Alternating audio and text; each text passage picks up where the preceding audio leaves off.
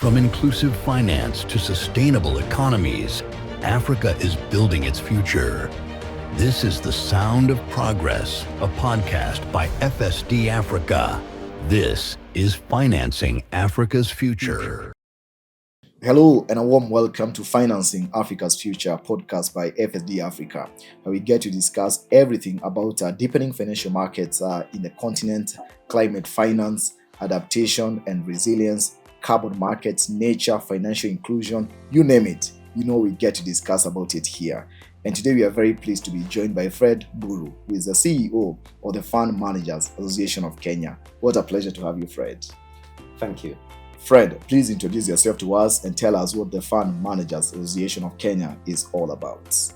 Thank you, Kari. Thank you for having me at this podcast. It's my pleasure to be here. My name is Fred Mburu. I am the Chief Executive Officer of the Fund Managers Association. It's really a role that I took up last year, so Right. I'm well into my second year. Very excited about what I do at FMA. So FMA is an advocacy body. We have currently 21 members. We are a B2B association.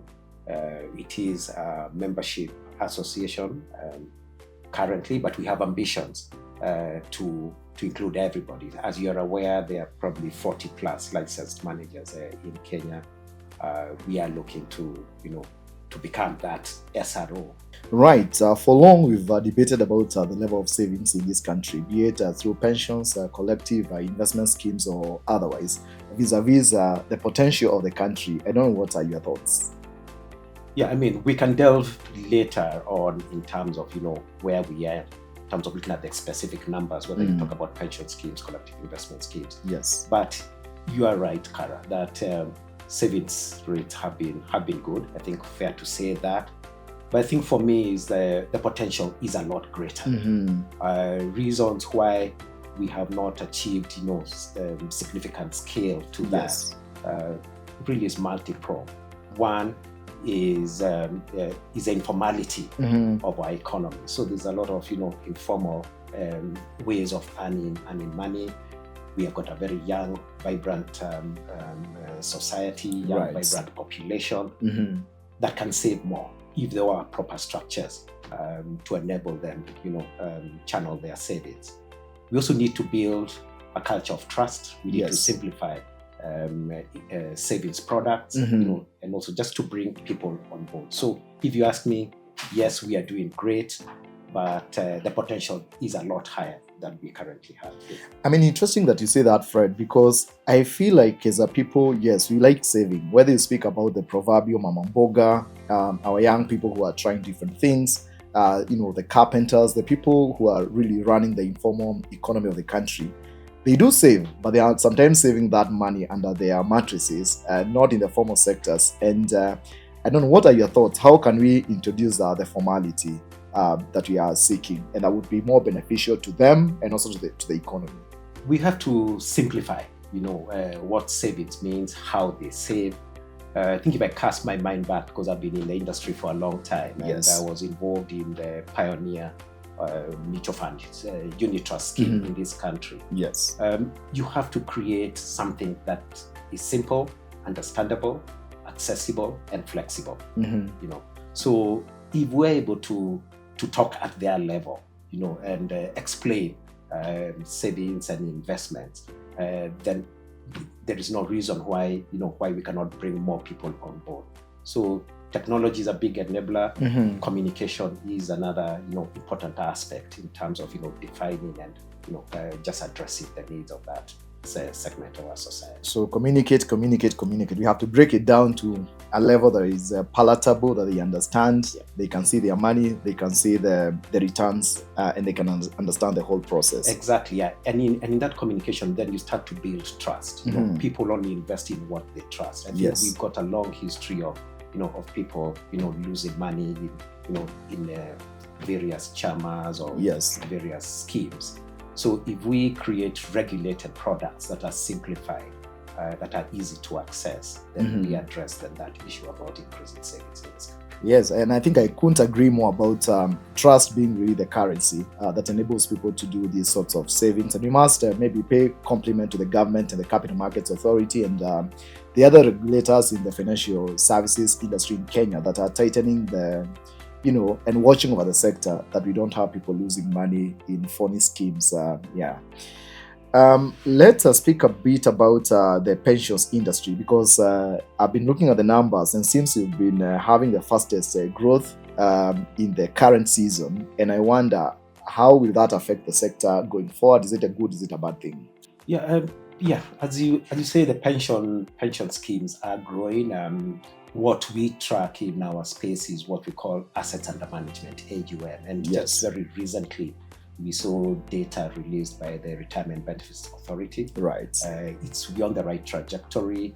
Current number reads prints at somewhere around 2.5 trillion shillings, which is about 20 billion USD. Yeah, so that is significant, and it shows people are appreciating. So that has been driven by several factors. One is investment performance has been good. Right. We are seeing significant growth already in the first 6 months.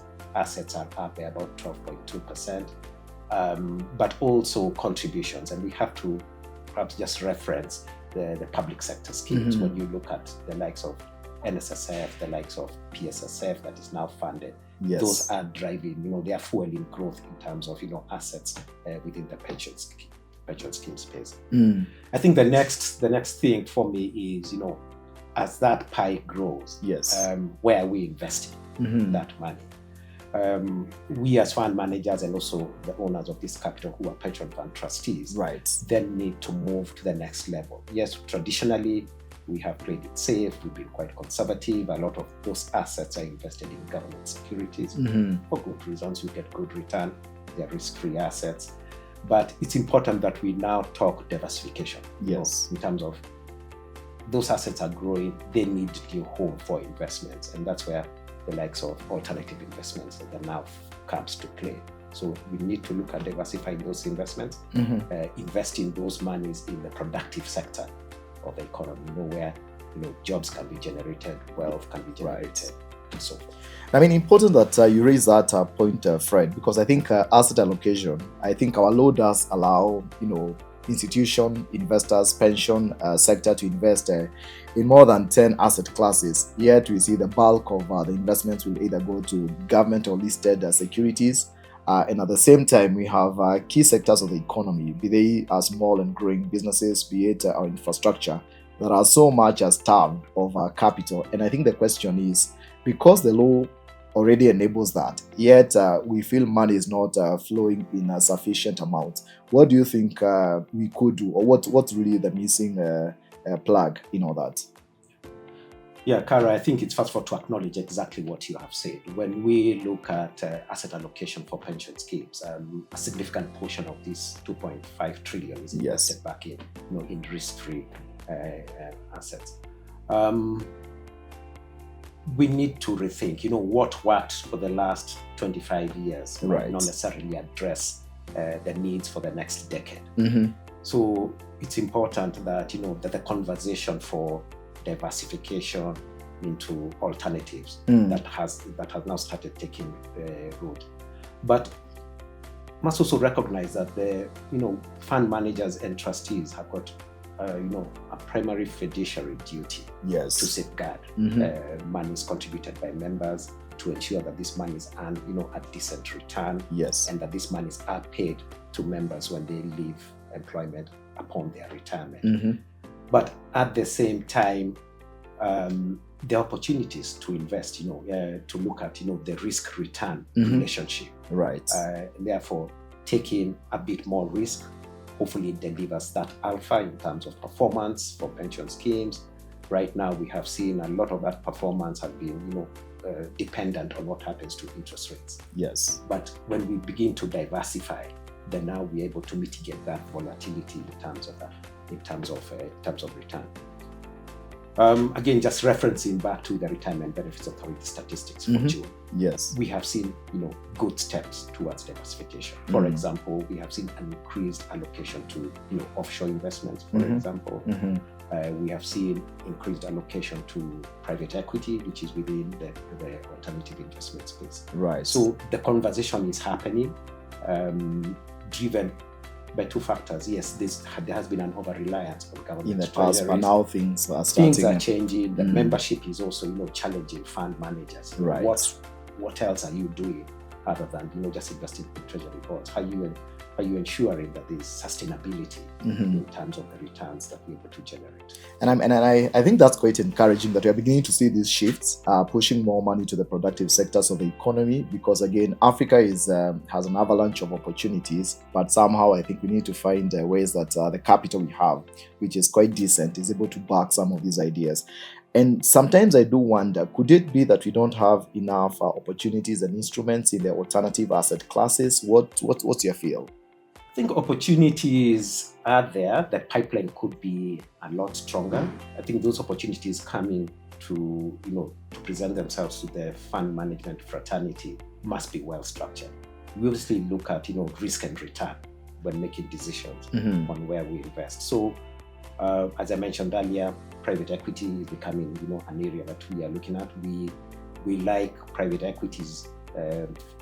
We'd like to invest in private equity through PE funds. Right. We can invest also in venture capital funds, as long as we understand who is behind those specific funds. So I would say that the pipeline needs to grow a lot stronger, and there needs to be proper justification for investment, because we cannot take additional risk where we don't see additional end return. Yeah, well said. And keeping the theme on private equity and venture capital, which is for me a favorite, because I see many other parts of the world that has been the roadmap that has helped bring a lot of early ideas and make them global success stories. Are you happy with the amount of allocation that is going to this space, and how do you think we can even enhance that more? The allocation is growing. Right now, we have approximately 20 billion shillings of pension fund money. Right. You will argue that that's not a significant exposure, but for me, it's a trend. That it's telling me that has increased significantly. For example, if you look at what that amount was 3 years ago, pushing up to 20 billion. So the conversation is real, and the allocation is beginning to happen. Can it happen faster? I believe it can, and it should. One of the issues I would perhaps point out why it's not taking faster pace is probably because of understandability. So we need to build capacity, right? Not only just within our own fraternity, but also within boards of trustees. Yes. So that when these opportunities come, then people have got a better understanding why they should consider then the impact that some of these opportunities present, not just for the return, but in terms of developing the economy, developing job creation. Right.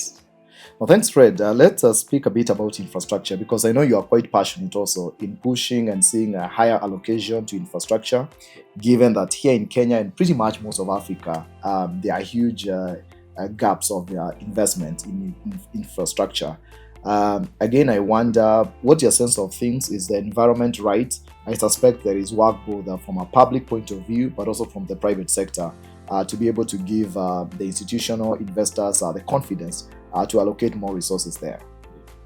Yeah, as you say, Kenya, Africa, we've got a huge infrastructure development need. The gap is significant.